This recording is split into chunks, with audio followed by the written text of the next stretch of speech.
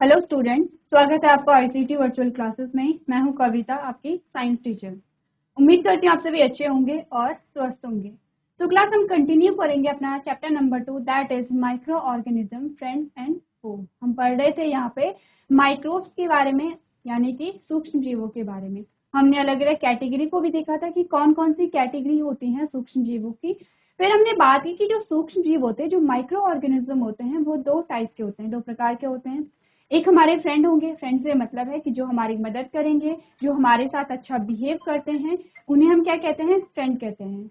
अब जो हमें नुकसान पहुंचाएंगे उन्हें हम क्या कहेंगे? हमारे दुश्मन होते हैं। तो इसी प्रकार से माइक्रोब भी दोनों ही प्रकार के होंगे, कुछ हमारे मित्र होते हैं, कुछ हमारे शत्रु होते हैं। हमने टेबल के माध्यम से देखा था कि अगर जो सूक्ष्म जीव हमारे मित्र होते हैं तो किस प्रकार से हमारे मित्र होंगे, यानी कि कैसे वो हमारी सहायता करेंगे, कैसे वो हमें नए नए प्रोडक्ट उपलब्ध कराते हैं। और अगर कोई जो माइक्रो ऑर्गेनिज्म है वो हमारे लिए हार्मफुल है तो वो किस प्रकार से हार्मफुल होगा, हमने दोनों ही कैटेगरी को देखा था। अब हम बात कर रहे थे उन माइक्रोब्स की कि जो हमें हेल्प करते हैं, किस प्रकार से हेल्प करते हैं, कौन से वो प्रोडक्ट है जिनके फॉर्मेशन में माइक्रोब्स इंपॉर्टेंट होते हैं। तो आज हम यही जो हमारा टॉपिक है इसे कंटिन्यू करेंगे। उससे पहले हम एक क्विक रिवीजन कर लेते हैं कि अभी तक हमने इस चैप्टर में क्या क्या चीजें पढ़ी हैं। तो आइए स्टार्ट करते हैं। चलिए, तो हमने बात की थी यहाँ पे माइक्रोब्स की, और हमने जो माइक्रोब होते हैं उनकी कैटेगरी की हमने बात की थी, जिसमें सबसे पहले हमारे पास बैक्टीरिया आया था। नेक्स्ट हमने बात की थी यहाँ पे फंजाई यानी कि कवक की। नेक्स्ट हमने बात की थी यहाँ पे प्रोटोजोआ की, और उसके बाद हमारे पास शैवाल आया था यानी कि एल्गी आया था। नेक्स्ट हमने बात की थी यहाँ पे वायरस की।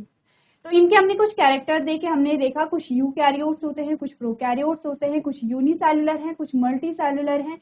इसे हम सिर्फ माइक्रोस्कोप में देखने और किसी को हम अपनी आंखों से देख सकते हैं। तो इस प्रकार से हमने सारे इनके क्या देखे, कैरेक्टर्स देखे। कुछ एग्जाम्पल भी हमारे पास यहाँ पे आते हैं। चलिए, अब हम यहाँ पे बात कर रहे थे कि माइक्रो ऑर्गेनिज्म कहाँ रहते हैं। तो सिंपल सा हमारा आंसर आया था कि माइक्रो ऑर्गेनिज्म सभी जगह रहते हैं। ठीक है, इसके बाद हमने बात की थी माइक्रो ऑर्गेनिज्म यानी कि सूक्ष्म जीव और हमने कहा क्या रिलेशन है हमें और माइक्रो ऑर्गेनिज्म में। तो माइक्रो ऑर्गेनिज्म चारों तरफ हमारे आसपास रहते हैं, चौबीसों घंटे हमारे साथ रहते हैं, और उनमें से कुछ हमारी सहायता करते हैं, कुछ हमें नुकसान देते हैं।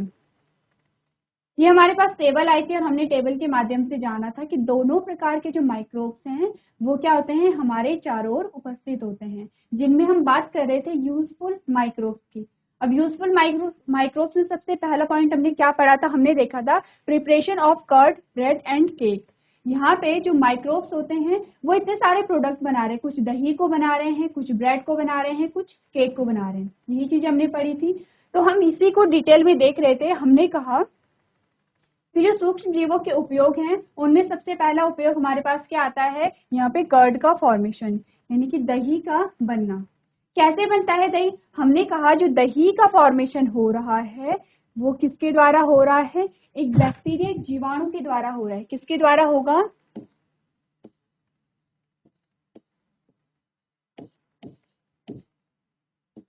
बैक्टीरिया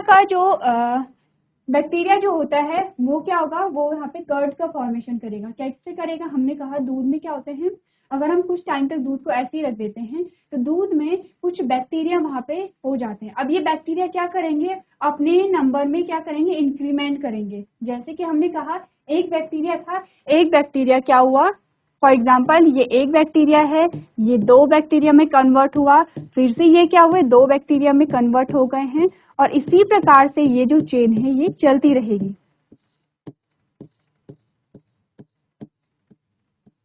अब हमने क्या देखा, एक बैक्टीरिया से यहाँ पे कितने बैक्टीरिया बन गए हैं, 8 बैक्टीरिया बन गए। ये हम एग्जाम्पल ले रहे हैं, ऐसा नहीं होगा कि यहाँ पे सिर्फ 8 बैक्टीरिया बनेंगे।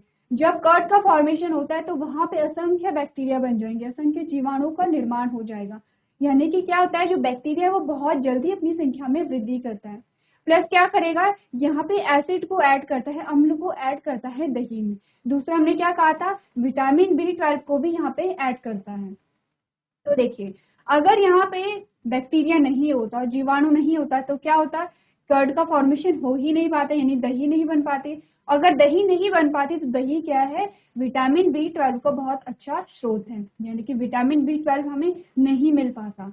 अब विटामिन B12 नहीं मिल पाता तो क्या होता, ये इंपॉर्टेंट क्वेश्चन है।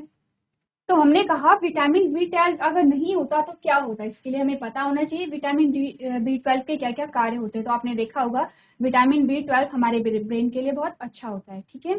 तो हमने क्या जाना अभी तक, हमने क्या समझा, हमने समझा कि क्या होता है, दूध में जीवाणु था, एक बैक्टीरिया था, और उस बैक्टीरिया का नाम था लैक्टोबैसिलस, या फिर जिसे हम क्या कहते हैं, लैक्टिक एसिड बैक्टीरिया।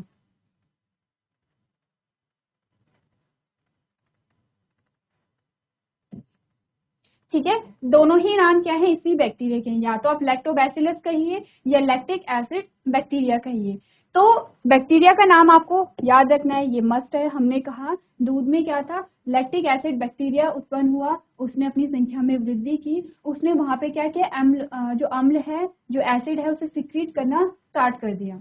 अब इससे क्या होगा, दूध में खट्टापन आने लगा है, और जैसे जैसे जो बैक्टीरिया है उनके नंबर में उन्होंने अपने नंबर को इंक्रीज किया, अपने नंबर को बढ़ाए, वैसे वैसे जो दूध है वो जमने लगा है, दही का यहाँ पे निर्माण हो गया। यही चीज हमने पढ़ी थी, हमने कहा था bacterium namely lactobacillus multiply in milk converting it into curd, यानी कि जो लैक्टोबैसिलस है वो दूध में गुणा करके इसे दही में परिवर्तित कर देता है। और इसी प्रकार से बहुत सारे जो प्रोडक्ट होते हैं उनके निर्माण में जो माइक्रोब हैं वो अपनी भूमिका को निभाते हैं। ये तो हमने पढ़ा है दही के बारे में, कि कैसे दही के निर्माण में जो जीवाणु हैं वो इम्पोर्टेंट रोल प्ले करते हैं। आपको बैक्टीरिया का नाम याद होना चाहिए, ये मस्ट है। उसके बाद अगर हम नेक्स्ट देखें तो हमने किसकी बात की थी, हमने कहा यहाँ पे कि जो ब्रेड का फॉर्मेशन हो रहा है वो कैसे होगा। तो ब्रेड के फॉर्मेशन में हमने कहा यहाँ पे एक फंजाई का यूज होगा, एक कवक का यूज होगा, जिसका नाम है यहाँ पे ईस्ट। हमने क्या कहा, हमने कहा एक कवक हमारे पास आता है,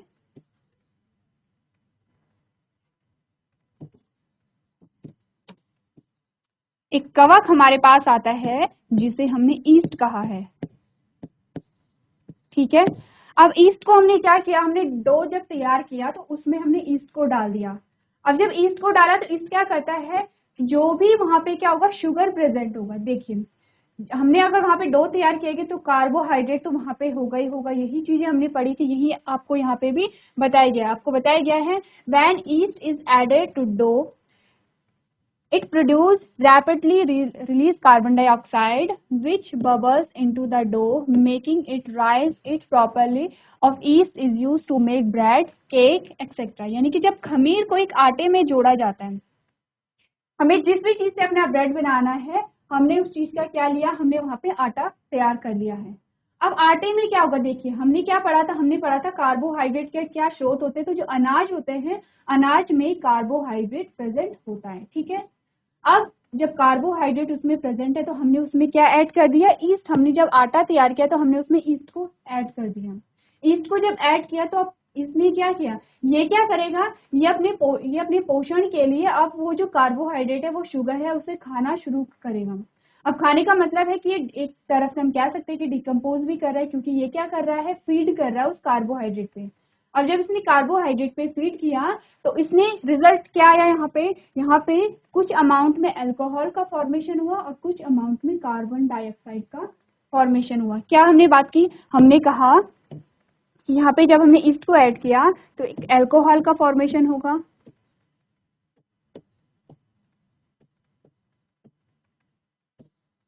प्लस कार्बन डाइऑक्साइड का फॉर्मेशन होगा, ठीक है। ये चीज आपको ध्यान रखनी है। यही हमें बताया गया है कि यहाँ पे क्या होता है कि जब हम खमीर को एक आटे में जोड़ देते हैं, खमीर यानी ईस्ट, हमने ईस्ट को अपने बैटर में जोड़ दिया है, अपने जो डो हमने तैयार किया है, जो आटा था उसे जो हमने तैयार किया उसमें हमने ईस्ट को ऐड कर दिया। अब ये क्या करेगा, तो ये तेजी से कार्बन डाइऑक्साइड जारी करता है। कैसे जारी करते हैं, जारी करने का मतलब है प्रोड्यूस करता है। ये क्या करेगा, उस शुगर को खाएगा, और जब इसने खाया तो इस प्रक्रिया के दौरान क्या हुआ, यहाँ पे अल्कोहल का फॉर्मेशन हुआ, कार्बन डाइऑक्साइड का फॉर्मेशन हुआ। अब जब कार्बन डाइऑक्साइड बनी तो कार्बन डाइऑक्साइड क्या है, यहाँ पे गैस है, ये हम जानते हैं। अब यहाँ पे जब गैस का फॉर्मेशन हुआ आटे के अंदर तो ये क्या करेगा, गैस का नेचर ही है कि वो एक जगह पे नहीं रहती है। एक गैस क्या है, एक जगह से दूसरी जगह क्या होगी, डिफ्यूज होती चली जाएगी। तो उससे जो आटा था वो क्या हो गया, फूल गया है, क्योंकि अंदर क्या है, गैस का फॉर्मेशन हो रहा है, गैस का निर्माण हो रहा है। तो यही हमें बताया गया है जो आटे में बुलबुले बनाता है जिससे यह ऊपर उठता है। ईस्ट के इस गुण का उपयोग ब्रेड, केक आदि को बनाने में किया जाता है। अब क्या होगा देखिए, हमने कहा कि जब हमने ईस्ट को आटे में ऐड किया वहाँ पे कार्बन डाइऑक्साइड का फॉर्मेशन हुआ और इससे जो आटा था वो फूल गया है। फूल गया तो उसमें क्या होगा, छोटे छोटे छेद भी बन जाएंगे। क्यों छेद बन रहे हैं? क्योंकि कार्बन डाइऑक्साइड को बाहर निकलना है, ऐसा नहीं है कि वो जो गैस है वो अंदर ही रहेगी। अब आप कहेंगे कि यहाँ पे अल्कोहल का फॉर्मेशन हो रहा है, तो जब हम ब्रेड कंज्यूम करते हैं, ब्रेड को जब हम खाते हैं तो इसका मतलब हम अल्कोहल को भी ग्रहण कर रहे हैं, ऐसा नहीं होता है। क्योंकि जो अल्कोहल का फॉर्मेशन है वो बहुत कम अमाउंट में होता है और ये जो अल्कोहल है ये भी क्या होती है, वॉलेटाइल होती है, यानी कि ये क्या होती है, उड़ जाती है भाप बनकर। तो कार्बन डाइऑक्साइड का मेन फंक्शन आपको याद रखना है कि जो यहाँ पे आटा है वो फूल जाता है क्योंकि कार्बन डाइऑक्साइड का फॉर्मेशन होगा, प्लस यहाँ पे आपको छोटे छोटे छेद भी देखने को मिलेंगे जो कि ये दर्शाते हैं कि यहाँ से कोई गैस निकली है। तो कैसे होता है देखिए, आपके पास यहाँ पे आपने ये जो आपको दिखाई दे रहा है, आपको क्या दिखाया गया है, टाइम दिखाया गया है। और टाइम के साथ साथ आपने क्या देखा, ये जो आटा है ये फूलता चला जा रहा है। क्यों फूल रहा है? क्योंकि इसके अंदर क्या है, ईस्ट है और ईस्ट क्या कर रहा है, कार्बन डाइऑक्साइड का फॉर्मेशन कर रहा है। तो ये जो प्रोसेस है देखिए इतनी तेजी से हमें दिखाई नहीं देती है। ये आपको क्या बताया जा रहा है, आधे आधे घंटे के इंटरवल में आपको दिखाया जा रहा है कि कैसे एक आटे में चेंज हुआ और वो आटा फूलता चला जा रहा है। अब फूलेगा, इससे हमें क्या फायदा मिलता है, ये भी एक क्वेश्चन बन सकता है कि हमें क्या फायदा मिला कि हमारा जो डो था वो फूल गया है, वहां पे कार्बन डाइऑक्साइड बनी है। देखिए इससे ये होता है कि जो आपने देखा होगा कि ब्रेड में जो सॉफ्टनेस आती है वो इसी वजह से आती है क्योंकि ये जो डो होता है ये फूल जाता है यहाँ पे। तो हमें क्या, इन चीजों को सॉफ्ट बनाने के लिए यहाँ पे क्या होता है, ईस्ट को ऐड किया जाता है। तो ये हमने क्या पढ़ा अभी तक, हम क्या क्या पढ़ चुके हैं, हमने देख लिया है कि कर्ड का फॉर्मेशन यानी दही का निर्माण कैसे होता है, हमने देखा कि ब्रेड का फॉर्मेशन किस प्रकार से होता है। अब हमारे पास दो यूज आ गए हैं किसके, माइक्रोब्स के। तीसरा अगर हम यूज देखें यहाँ पे तो हमने क्या कहा, हमने कहा कि बहुत सारी मेडिसिन को बनाने में भी यहाँ पे क्या होता है, माइक्रो ऑर्गेनिज्म का यूज किया जाता है। आपने देखा होगा कि हम बहुत सारी मेडिसिन यूज करते हैं, अलग अलग जो डिजीज होती है, अलग अलग बीमारियों के लिए अलग अलग क्या होती है, मेडिसिन होती है और उन्हें अलग अलग स्रोतों से बनाए जाते हैं। जैसे कि कुछ मेडिसिन को हम प्लांट से बनाते हैं, कुछ मेडिसिन को हम कवक यानी कि फंजाई का यूज करके बनाते हैं। तो इसीलिए हमने क्या देखा, हमने देखा कि यहाँ भी माइक्रो ऑर्गेनिज्म का यूज हो रहा है। तो पढ़ लेते हैं यहाँ पे क्या क्या चीजें हमें बताई गई हैं। हमने कहा the source of widely use medicine, antibiotics, medicine that stop और kill the disease causing agent are again microorganism. कह रहे कि बहुत सारी जो दवाइयाँ हैं, अधिकतर जो दवाइयाँ बनती हैं वो कहाँ से बनेंगी, वो माइक्रो ऑर्गेनिज्म से बनती हैं। जैसे कि एंटीबायोटिक्स, आपने क्या देखा, जो एंटीबायोटिक्स होती हैं वो क्या करती हैं। अब एंटीबायोटिक्स क्या आपको बताया गया कि एंटीबायोटिक्स वो मेडिसिन होती हैं जो कि डिजीज कॉजिंग एजेंट को किल करती हैं या खत्म करती हैं। अब डिजीज कॉजिंग एजेंट क्या है, वो एजेंट जिसकी वजह से यहाँ पे बीमारी हो रही है। जैसे कि अभी हम पढ़ रहे हैं जो माइक्रोब्स हैं जो हमारे फ्रेंड हैं, आगे हम पढ़ेंगे कुछ ऐसे भी माइक्रोब होंगे कि जो हमें बीमार करते हैं। तो जो भी ऑर्गेनिज्म हमें बीमार कर रहे हैं उसका क्या नाम होता है, डिजीज कॉजिंग एजेंट, यानी कि वो एजेंट जो कि डिजीज को कॉज कर रहे हैं। अब जो एंटीबायोटिक्स होते हैं वो क्या करते हैं, वो इन एजेंट को किल कर देते हैं, खत्म कर देते हैं। और ये कहाँ से बन रहे हैं, ये भी किसी माइक्रोब से बन रहे होंगे। यही चीज आपको बताई गई है कि व्यापक रूप से उपयोग की जाने वाली दवाओं, एंटीबायोटिक्स क्या होती हैं, ये आपको ब्रैकेट में बताया गया है कि बीमारी पैदा करने वाले एजेंट को रोकने या मारने वाली दवाएं का स्रोत फिर से सूक्ष्म जीव है। ये बात क्लियर है।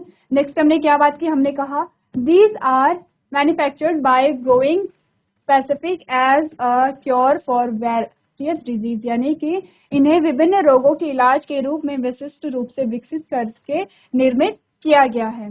नेक्स्ट लाइन हमें क्या बताती है, सम ऑफ एंटीबायोटिक्स आर स्ट्रेप्टोमाइसिन है। तो यहाँ पे आपको क्या बताया गया है, जो एंटीबायोटिक्स है उनके एग्जाम्पल आपको दिए गए हैं। तो सबसे पहले हमारे पास क्या एंटीबायोटिक आई है, स्ट्रेप्टोमाइसिन आया है। नेक्स्ट है एरिथ्रोमाइसिन और नेक्स्ट है एजिथ्रोमाइसिन। ये हमारे पास क्या है, कुछ एग्जाम्पल हैं एंटीबायोटिक्स के। और इनका फॉर्मेशन कैसे हुआ है, कुछ का फंजाई से हुआ होगा, कुछ का अदर माइक्रो ऑर्गेनिज्म से हुआ होगा।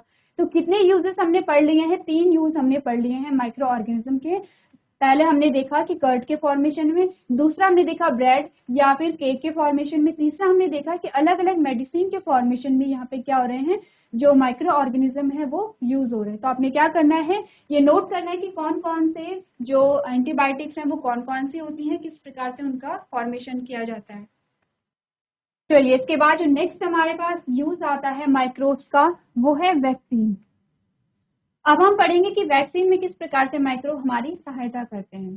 तो सबसे पहले तो आप सबको पता होगा कि वैक्सीन किसे कहते हैं, सबने वैक्सीन लगाई भी है। तो वैक्सीन, जिसे हम टीकाकरण भी यहाँ पे कहते हैं। देखिए, सबसे पहले जान लेते हैं कि वैक्सीन क्या होता है, वैक्सीन के द्वारा क्या कराया जाता है। हमने वैक्सीन को क्या देखा, हमने देखा इंजेक्शन के थ्रू हमारी बॉडी में एक लिक्विड को इंसर्ट कराया जाता है, यानी कोई तरल पदार्थ है उसे हमारे शरीर में डाला जाता है इंजेक्शन के माध्यम से। अब बेसिकली हमें पढ़ना है कि वो जो लिक्विड है उसमें क्या चीजें होती हैं। तो देखिए, जैसे कि जब हम बीमार पड़ते हैं तो हमने क्या कहा, हमने कहा बीमारियों के लिए माइक्रो ऑर्गेनिज्म ही रिस्पॉन्सिबल होते हैं। फॉर एग्जाम्पल, हमने कहा हमें कोई बीमारी हो गई है और उसके लिए कौन रिस्पॉन्सिबल है, कोई वायरस रिस्पॉन्सिबल है। अब हमें उस बीमारी के खिलाफ हमें क्या करना है, अपनी बॉडी को रेजिस्टेंट करना है, अपनी बॉडी को तैयार करना है। तो हम कैसे करेंगे, तो इससे पहले आपने सुना होगा इम्यून सिस्टम के बारे में, रोग प्रतिरोधक क्षमता के बारे में। हमारे शरीर का एक अपना इम्यून सिस्टम होता है जो कि हमें रोगों से बचाता है। जब आप हायर क्लासेस में जाओगे तो आप डिटेल में पढ़ो कि इम्यून सिस्टम के बारे में, इम्यून सिस्टम के कौन कौन से टाइप होते हैं, कौन कौन से ऑर्गन होते हैं। अभी के लिए आपको सिर्फ इतना जानना है कि इम्यून सिस्टम होता है हमारे शरीर में और उसके कुछ पार्ट होते हैं। जैसे कि अगर हम देखें कि सबसे जो आउटर बैरियर होता है इम्यून सिस्टम का, जो सबसे पहला पार्ट होता है, अगर आप सबसे बाहरी रूप से देखें तो हमारी स्किन होती है। क्योंकि हमने क्या कहा है कि चारों ओर हमारे बहुत सारे सूक्ष्मजीव होते हैं। अब अगर ऐसा होगा तो फिर तो हम हमेशा ही बीमार रहेंगे, क्योंकि क्या होंगे, अगर अच्छे माइक्रोब हमारे आसपास हैं तो बुरे माइक्रोब भी हमारे पास है। लेकिन ऐसा नहीं होता है, हम हमेशा बीमार नहीं पड़ते हैं, हम कुछ ही टाइम बीमार पड़ते हैं, मौसम जब चेंज होता है या फिर कोई और रीजन यहाँ पे हो सकता है। तो ऐसा क्या है कि जो हमें इन माइक्रोब से बचाता है, तो हमारी जो स्किन है वो सबसे बड़ा बैरियर होती है। जो माइक्रोब होते हैं वो हर टाइप के माइक्रोब हमारी बॉडी के अंदर एंटर नहीं कर पाते हैं। बहुत कम ऐसे माइक्रोब होते हैं जो हमारी बॉडी के अंदर एंटर कर पाएंगे। तो कौन उन्हें रोक रहा है एंटर करने से, हमारी जो स्किन है वो रोक रही है। अब अगर कोई माइक्रोब हमारी बॉडी के अंदर एंटर हो भी गया है तो आप देखेंगे हमारा जो मुंह में जो सलाइवा होता है, जो लार होता है, वो भी क्या करता है, अगर वहां पे कोई माइक्रोब आ भी गया है तो उसे किल कर देता है। याद रखिए क्या होता है, जो हार्मफुल जो माइक्रोब होंगे वो यहाँ पे मर जाते हैं। हमारा सलाइवा काम करेगा, हमारे स्टमक में जो एसिड रिलीज होता है वो काम करेगा। इन शॉर्ट हमने क्या जाना, हमने देखा कि यहाँ पे हमारा अपना इम्यून सिस्टम है जो काम कर रहा है। अब क्या होता है, देखिए अगर कोई वायरस है वो हमारी बॉडी के अंदर एंटर हो गया, या फिर कोई भी ऐसा जो डिजीज कॉजिंग एजेंट है वो हमारी बॉडी में एंटर कर गया, तो क्या होता है, हमारा जो शरीर है वो एकदम से एक्टिव हो जाता है। अब वो क्या करेगा, वो जो फॉरेन पार्टिकल है या जो बाहर से आया हुआ कोई भी ऑर्गेनिज्म है उसे हमारा शरीर पहचानता है।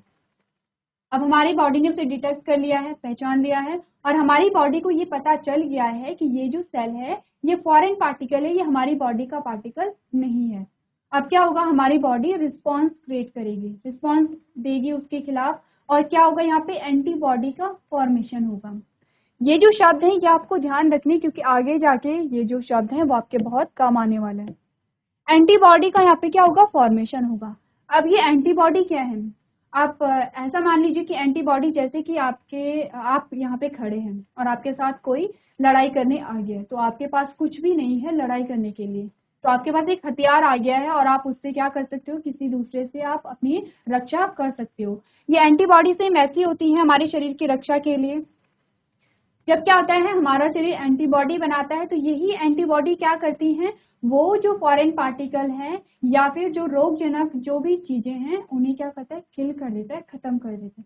ये है हमारे शरीर की नॉर्मल जो प्रोसेस है। इसीलिए आपने देखा होगा, हमें जब कोल्ड होता है तो हम क्या करते हैं, हमेशा हम दवाइयाँ नहीं खाते हैं, हम क्या कहते हैं, एक दो दिन हम जो भी प्रिकॉशंस हैं, जैसे कि हम गर्म पानी पियेंगे, ठंडा पानी नहीं पियेंगे, ऐसी चीजें हम यहाँ पे यूज करते हैं। धीरे धीरे क्या होता है, हमारा जो कोल्ड है, हमारा जो फीवर है, जो हल्का फीवर होता है, वो खुद ब खुद सही हो जाता है, क्योंकि हमारी जो बॉडी है वो अपने स्तर पे कार्य करती रहती है, हमें हर बार मेडिसिन की जरूरत नहीं पड़ती है। ठीक है, तो ये है एक नॉर्मल सी प्रोसेस। अब क्या होता है, देखिए कोई खतरनाक वायरस हमारी बॉडी के अंदर आ गए हैं। अब हमारा जो शरीर है वो क्या करेगा, कार्य करने के लिए कुछ टाइम लेगा। पहले हमारी बॉडी ने उसे डिटेक्ट करना है, उसे पहचानना है, उसे पहचाना जब तो उसके खिलाफ फिर एंटीबॉडीज का निर्माण करेगा। देखिए ये इसका निर्माण भी तो करना है। अब क्या होता है, अलग अलग जो माइक्रोब्स होते होंगे, अब डिजीज को पैदा करने वाले अलग अलग माइक्रोब होंगे, तो उनके लिए अलग अलग एंटीबॉडीज भी होती होंगी। तो फिर क्या होगा, देखिए वो हमारी बॉडी में जो भी माइक्रोब है हमारी बॉडी में एंटर हुआ, हमारे शरीर ने उसे पहचाना, अब वो एंटीबॉडीज का फॉर्मेशन करेगा और उसके बाद जब एंटीबॉडीज बन जाएंगी तब जाके उसको क्या करेगा, किल करेगा। तो इसमें थोड़ा सा टाइम लगेगा, ठीक है, टाइम टेकिंग है। अब हमने क्या पढ़ा था माइक्रोब के बारे में, हमने कहा ये बहुत जल्दी मल्टीप्लाई करते हैं, अपने नंबर में बहुत जल्दी क्या करते हैं, इंक्रीमेंट कर लेते हैं। इतनी देर में, जितनी देर में हमारी बॉडी ने एंटीबॉडीज का फॉर्मेशन किया, इतनी देर में वो जो वायरस था वो बहुत ज्यादा फैल गया है। इतना फैल गया है कि हमारी एंटीबॉडी उसे कंट्रोल नहीं कर पा रही है और इसी स्थिति में क्या होता है कि हम ज्यादा बीमार पड़ जाते हैं। तो अब हमने क्या करना है, हमने यहाँ पे क्या किया, हमने एक जो वायरस था जो उस बीमारी को के लिए रिस्पॉन्सिबल था, उस बीमारी को उत्पन्न कर रहा था, हमने उस वायरस को लिया। अब हमने लैब में क्या कर दिया है, उसे निष्क्रिय कर दिया है। हमने कुछ ऐसी चीजें, ऐसे चेंजेस वहां पे करे कि हमने उसे निष्क्रिय कर दिया है, या फिर हमने उसे डेड, जो मृत अवस्था में अपनी बॉडी में एंटर करा दिया। तो बेसिकली वैक्सीन में होता क्या है, हमने वो वायरस था उस वायरस को अपनी बॉडी में इंसर्ट करा दिया, लेकिन कैसे कराए, निष्क्रिय अवस्था में कराया। अब हमारी बॉडी ने सेम वही प्रोसेस दोहराया, हमारी बॉडी ने क्या किया, उस वायरस को पहचाना और उसके अगेंस्ट यहाँ पे एंटीबॉडीज का फॉर्मेशन कर दिया। अब इसमें टाइम लगा, यहाँ पे भी अभी सेम वही प्रोसेस है, इसमें टाइम लगा, लेकिन डिफरेंस क्या था, यहाँ पे जो वायरस है वो मल्टीप्लाई नहीं करेगा क्योंकि वो निष्क्रिय अवस्था में है, इनएक्टिव है, वो एज इट इज पड़ा है हमारी बॉडी में, वो कोई भी नुकसान हमें नहीं पहुंचा रहा है। अब एंटीबॉडी का फॉर्मेशन हुआ, एंटीबॉडी ने क्या किया, उस वायरस को मार दिया है। अब इसका फायदा क्या होता है, वैक्सीन का फायदा क्या होता है, एक बार जब एंटीबॉडी बन जाती है तो वो हमेशा एज अ मेमोरी सेल हमारी बॉडी में रहती है। यानी कि हम मान लेते हैं कोई वायरस है, उसका नाम ए है, ए नाम का कोई वायरस है। अब जो ए है वो हमारे शरीर में एक बारी एंटर हुआ, उसके अगेंस्ट एंटीबॉडी बन गई है। तो पहली बार जब एंटीबॉडी बनी तब तो टाइम लगा क्योंकि एंटीबॉडीज को बनना था, तो इसे ए को मारने में थोड़ा सा टाइम लिया गया पहली बार में। सेकेंड टाइम फिर से जब ए हमारी बॉडी में एंटर हुआ तो ऑलरेडी वहां पे एंटीबॉडीज थी, क्योंकि एक वायरस के लिए एक बार अगर एंटीबॉडी बन जाती है तो हमेशा हमारे शरीर के अंदर रहती है, वो उसे फिर से दोबारा बनाने की जरूरत नहीं होती है। इन्हें कहते हैं मेमोरी सेल, यानी कि ये हमेशा हमारी बॉडी में अब रहेंगी। अब जैसे ही ए ने फिर से हमारी बॉडी पे अटैक किया, फिर से हमारी बॉडी में एंटर किया, एकदम से वहां पे क्या थी, एंटीबॉडीज थी, वो एक्टिव हो गई, उन्होंने क्या किया, ए को किल कर दिया एकदम तुरंत। जो यहाँ पे प्रोसेस हुई वो एकदम से हुई, टाइम नहीं लगा यहाँ पे। इसीलिए हम क्या करते हैं, वैक्सीनेशन करवाते हैं। वैक्सीनेशन में हमने क्या किया, हमने एंटीबॉडी बनवानी थी अपने शरीर में। जो भी काम करना है हमारी बॉडी को करना है, रोगों से लड़ना है, वो हमारी बॉडी को लड़ना था, हमें वायरस को मारना था, हमारी बॉडी ने उसे मारना है। हमें सिर्फ इतना करना है कि हमारी अपनी बॉडी के अंदर हमने क्या किया, यहाँ पे जो एंटीबॉडीज थी उनका फॉर्मेशन करवाना है। तो क्या करते हैं, अब आपको ये पता चल गया है कि वैक्सीनेशन में हम क्या करते हैं, हम जो भी माइक्रोब है उसे निष्क्रिय अवस्था में डाल देते हैं। लेकिन कौन सा माइक्रोब, जिसकी वजह से कोई रोग हो रहा है। तो हमने क्या किया, निष्क्रिय अवस्था में जब डाला, एंटीबॉडीज वहां पे बनी। अब एंटीबॉडी बनी हुई है, अगर वो माइक्रोब हमारी बॉडी में एंटर कर भी जाता है तो एंटीबॉडीज आराम से उस माइक्रोब को किल कर सकती हैं। इसीलिए हम क्या कराते हैं, वैक्सीनेशन कराते हैं। अगेन वैक्सीनेशन में हम क्या यूज कर रहे हैं, माइक्रोब्स का इस्तेमाल कर रहे हैं। तो पढ़ लेते हैं यहाँ पे कि हमें क्या क्या बताया गया। हमने कहा a disease causing micro organism called pathogen produce antibodies against it when it enter our body. कह रहे कि एक रोग पैदा करने वाला सूक्ष्म जीव जिसे रोगजनक कहा जाता है, जब यह हमारे शरीर में प्रवेश करता है तो इसके खिलाफ एंटीबॉडीज उत्पन्न की जाती हैं। कौन उत्पन्न कर रहा है, हमारी बॉडी, हमारा इम्यून सिस्टम ही एंटीबॉडीज को क्या कर रहा है, प्रोड्यूस कर रहा है। नेक्स्ट हमने क्या बात की, हमने कहा these antibodies are retained in our body and we are protected from that disease forever। यानी कि ये एंटीबॉडी हमारे शरीर में बनी रहती है और हम उस बीमारी से हमेशा के लिए सुरक्षित रहते हैं। जैसे कि हमने बचपन में पोलियो पिया है, तो वहां पे क्या होता है, अब जिसने बचपन में पोलियो पी लिया है तो उसे आगे पोलियो नहीं होगा, क्योंकि हम क्या हो गए हैं, उस डिजीज के लिए रेजिस्टेंट हो गए हैं। अब हमारे शरीर में क्या है, एंटीबॉडीज हैं। अब हमारे शरीर में अगर कोई जो रोगजनक है वो आ भी जाता है तो हमारी जो एंटीबॉडी है वो हमारी रक्षा वहां पे कर सकते हैं। इसीलिए कहा जाता है कि जो भी टीके बनाए जाते हैं, अगर कोई न्यू बॉर्न है तो उसके लिए जितने भी टीके निकाले जाते हैं वो एसेंशियल होते हैं, इंपॉर्टेंट होते हैं और हम सभी को वो लगवाने चाहिए। नेक्स्ट हमने क्या बात की, हमने कहा a vaccine is the biological substance that initiates the production of antibodies for a specific disease. Thus, a vaccination protect us from that specific disease. यानी कि वैक्सीन एक जैविक पदार्थ है जो किसी विशिष्ट बीमारी के लिए एंटीबॉडी का उत्पादन शुरू करता है। इस प्रकार एक टीकाकरण हमें उस विशिष्ट बीमारी से बचाता है। तो आपने क्या जाना है स्लाइड में, बहुत सारी चीजें हैं जो आपको यहाँ पे याद रखनी है। सबसे पहले तो हम यही पढ़ रहे हैं कि माइक्रोब्स किस प्रकार से हमारी सहायता करते हैं। आपको याद क्या रखना है, वैक्सीन के बारे में आपको याद रखना है। अब कोई भी आपसे पूछेगा कि वैक्सीन क्या होती है, वैक्सीन हम क्यों कराते हैं, तो आपको इसका आंसर आना चाहिए। ठीक है, साथ ही आपने एक नया शब्द सुना, वो है एंटीबॉडी। कि एंटीबॉडी क्या होती हैं, आपने इम्यून सिस्टम के बारे में हल्का सा जाना। ये सारी चीजें आपको क्या करनी है, याद रखनी है, क्योंकि आगे जाके यही आपका एक पूरा चैप्टर होने वाला है। आप इम्यून सिस्टम के बारे में पढ़ेंगे और तब सारी चीजें आपको क्या वहाँ पे रिवाइज कराई जाएंगी। तो ये हमने पढ़ा है किसके बारे में, वैक्सीन के बारे में। नेक्स्ट हमने क्या बात की, हमने कहा childrens are generally vaccinated for many disease like polio, tuberculosis, chicken pox, hepatitis, etc. Smallpox has been eradicated this way and currently the COVID vaccine is doing the same. अब आपको क्या बताया गया है कि बच्चों को आमतौर पर कई बीमारियों जैसे पोलियो, तपेदिक, चिकन पॉक्स, हेपेटाइटिस आदि के लिए टीका लगाया जाता है। चेचक को इस तरह से मिटा दिया गया है और वर्तमान में कोविड वैक्सीन भी यही कर रही है। ठीक है, ये आपको कुछ एग्जाम्पल दिए गए हैं किसके, वैक्सीनेशन के, कि इन चीजों के हमने क्या अभी तक क्या लगा ली है, वैक्सीन लगा ली है। और ये जो फंक्शन कर रहे हैं, ये जो हमारी बॉडी में जो भी क्रिया हो रही है इसी प्रकार से हो रही है। कैसे, हमारी बॉडी में एंटीबॉडीज को प्रोड्यूस कराया गया है। तो आपको ये सारे जो जितने भी टीके हैं आपको ये नोट करने हैं कि कौन कौन से टीके हैं जो कि हमें रोगों से बचाते हैं। चलिए, इसके बाद जो हमारे पास नेक्स्ट जो हमारे पास बेनिफिट्स आते हैं माइक्रोब्स के, वो है जो सॉइल है उसकी फर्टिलिटी को बढ़ाना। कैसे जो मिट्टी की उर्वरता को बढ़ाया जाता है, आपने पढ़ा होगा नाइट्रोजन साइकिल के बारे में। नाइट्रोजन साइकिल क्या होती है, देखिए हमने कहा है कि पेड़ पौधों को या जीव जंतुओं को सभी को नाइट्रोजन की आवश्यकता होती है। क्यों नाइट्रोजन की आवश्यकता हो रही है, प्रोटीन के फॉर्मेशन के लिए। ठीक है, प्रोटीन का जो फॉर्मेशन अगर होगा तो वो नाइट्रोजन की प्रेजेंस में ही होगा। अब ये जो नाइट्रोजन है, वैसे तो हमारे जो इन्वायरमेंट में, हमारे जो वायुमंडल में बहुत सारी क्या है, नाइट्रोजन गैस होती है, सबसे ज्यादा नाइट्रोजन ही पाई जाती है। पर हमने क्या पढ़ा है, जो नाइट्रोजन है उसे N2 की फॉर्म में कंज्यूम नहीं किया जाता है। जो नाइट्रोजन है वो N2 की फॉर्म में होती है, नाइट्रोजन गैस की फॉर्म में होती है। लेकिन इस अवस्था में नाइट्रोजन का यूज नहीं किया जा सकता है। कैसे किया जाता है, आपने नाइट्रोजन साइकिल में पढ़ा है कि जब नाइट्रोजन को नाइट्रेट और नाइट्राइट की फॉर्म में कन्वर्ट किया जाता है तब जो प्लांट है उसे कंज्यूम कर पाते हैं।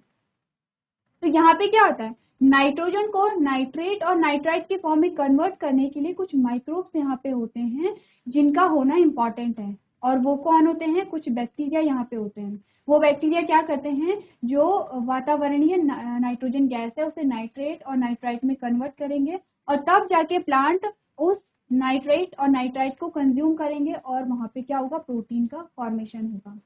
अब अगर क्या होगा, ये जीवाणु नहीं रहेंगे, ये बैक्टीरिया नहीं रहेंगे, जो नाइट्रोजन है वो नाइट्रेट और नाइट्राइट की फॉर्म में कन्वर्ट नहीं हो सकता है। तो इससे क्या हुआ, जो सॉइल की फर्टिलिटी इन्हांस हुई है, क्योंकि सॉइल में क्या बढ़ रही है, सॉइल में नाइट्रोजन की अधिकता यहाँ पे बढ़ रही है। तो क्या चीजें हमने पढ़ी है, हमने कहा there are some bacteria like rhizobium. आपको एग्जाम्पल दिया गया है राइजोबियम बैक्टीरिया का। ठीक है, that are preset in the soil, यानी कि राइजोबियम जैसे कुछ बैक्टीरिया मिट्टी में मौजूद होते हैं। अब राइजोबियम क्या, एक बैक्टीरिया है, यानी कि ज्वाणु है, जो इससे कि हमने क्या पढ़ा था, हमने कहा था ये क्या है, एक माइक्रोब है। नेक्स्ट हमने क्या बात की, हमने कहा generally in the roots of leguminous plant that are capable of fixing the atmospheric nitrogen to enrich the soil with nitrogen, which is increase the fertility of soil and the yield of the crop. यानी कि आमतौर पर फलीदार पौधों की जड़ों में जो वायुमंडलीय नाइट्रोजन को ठीक करने में सक्षम होते हैं ताकि मिट्टी को नाइट्रोजन से समृद्ध किया जा सके, जो कि मिट्टी की उर्वरता और फसल की उपज को बढ़ाता है। अब देखिए हमने क्या कहा, हमने कहा मिट्टी क्यों इंपॉर्टेंट होती है किसी भी प्लांट के लिए, क्योंकि मिट्टी से पौधे को बहुत सारे पोषक तत्व मिल रहे हैं और उन्हीं पोषक तत्वों में से एक क्या है, यहाँ पे नाइट्रोजन है। ठीक है, अब मिट्टी में ही क्या होता है, यहाँ पे बैक्टीरिया प्रेजेंट होते हैं और बैक्टीरिया की वजह से ही प्लांट को नाइट्रोजन मिल पा रही है। तो यानी कि मिट्टी में नाइट्रोजन का ऐड होना क्या है, मिट्टी की उर्वरता को बढ़ाना है। क्योंकि फर्टिलिटी से क्या मतलब है, मिट्टी की उपजाऊ क्षमता से क्या मतलब है, मिट्टी में कोई भी हम पेड़ पौधे कोई भी फसल हम बो रहे हैं, जितना अधिक उत्पादन होगा इसका मतलब मिट्टी की उपजाऊ क्षमता उतनी अधिक है। और मिट्टी की उपजाऊ क्षमता किस पे निर्भर कर रही है, जो माइक्रोब वहां पे प्रेजेंट हैं, जो बैक्टीरिया वहां पे प्रेजेंट हैं, जो कि नाइट्रोजन को नाइट्रेट और नाइट्राइट के फॉर्म में कन्वर्ट कर रहे हैं। तो हमने क्या जाना, हमने जाना कि जो माइक्रोब हैं वो मिट्टी की उर्वरता को भी बढ़ाते हैं, प्लस यहाँ पे नाइट्रोजन को कंज्यूम कराने में पेड़ पौधों की मदद करते हैं। और यहीं से ये जो प्रोटीन बनती है यहीं से बनती है, जिसे कि आप और हम यहाँ पे कंज्यूम करते हैं। तो एक और हमें उपयोग मिला किसका, माइक्रोब का। तो इसे आप अपनी कॉपी में नोट कर सकते हैं।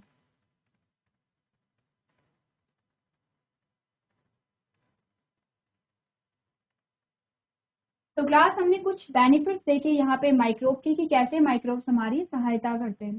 तो आज के सेशन में हम इतना ही करेंगे। अभी तक क्लास में बने रहने के लिए आपका धन्यवाद।